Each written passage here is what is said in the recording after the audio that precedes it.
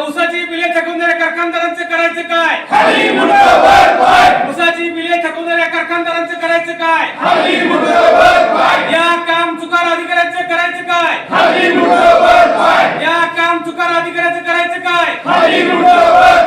शेतकरी तुटीचा शेतकरी तुटीचा मंत्री देत नाही, स्वाभिमानी शेतकरी संघटनेचा या वर्षीचा ऊस गाळप हंगाम सोलापूर जिल्ह्यातला जवळजवळ संपुष्ट झालेला आहे. काही कारखान्यांचा अंतिम टप्प्यात आहे. आज फेब्रुवारी अखेर जवळजवळ 500 कोटीपेक्षा जास्त ऊसाची थकबाकी या ठिकाणी थकलेली आहे. खरं तर यावर्षी अतिवृष्टी झाली, महापूर आला, त्यामुळे शेतकरी भयंकर अडचणीत होते, आर्थिक अडचणीत आहेत. वर्षभर घाम गाळून पिकवलेलं एकमेव ऊसाचं पीक शेतकऱ्याच्या हातात आलं होतं. त्या ऊसाच्या घामाचा दाम मिळवण्यासाठी शेतकऱ्यांना आज संघर्ष करावा लागतोय. मागील 3 महिन्यापासून 15 नोव्हेंबर पासूनची ऊस बिले सोलापूर जिल्ह्यात कारखानदारांनी थकवलेत.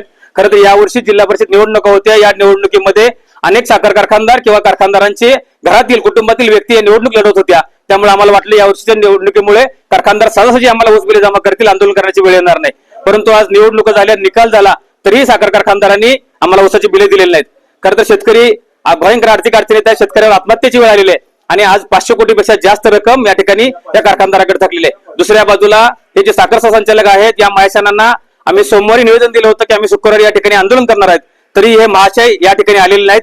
हे अत्यंत निष्काळजीपणा आहे. यांच्या निष्काळजीपणामुळे, यांच्या काम चुकारपणामुळे या सोलापूर जिल्ह्यातील शेतकऱ्यावर आत्महत्येची वेळ आलेली आहे. या संबंधित अधिकाऱ्यांना सुद्धा कारवाईची मागणी आज आम्ही करत आहोत. कारण याच जिल्ह्यात असणारा एक गोकुळ कारखाना आहे, त्या कारखान्याने मागील वर्षाची शेतकऱ्यांची ऊस बिले दिले नसल्यामुळे त्या कारखान्यावर साखर कारखान्याने आरासाची कारवाई केली होती.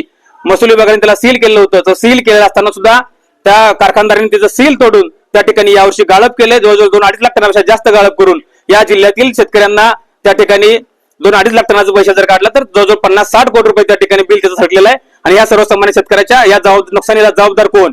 तर हे जे अधिकारी आहेत ज्यांनी त्यांच्यावर कारवाई करायला पाहिजे होती, ते अधिकारीच असे वेळेवर या ठिकाणी येत नाहीत. हे कार्यालय असून अडचण नसून कळंबा फक्त आम्हाला दाखवण्यासाठी कार्यालय या ठिकाणी, फक्त शेतकऱ्यांसाठी नाही तर या कार्यालयामधून फक्त कारखानदारांच्या सोयीसाठी हे कार्यालय या ठिकाणी झाले का?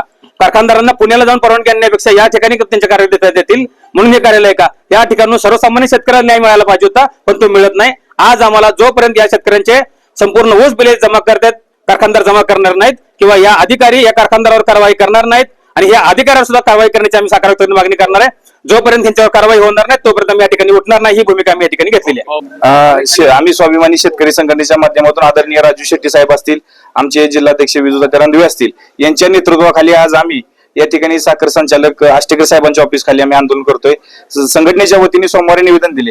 हे आष्टेकर साहेब आज आम्ही शेतकऱ्यांसोबत माळशिरस, बार्शी, सोलापूर, पंढरपूर मधून या ठिकाणी उपस्थित राहिलो.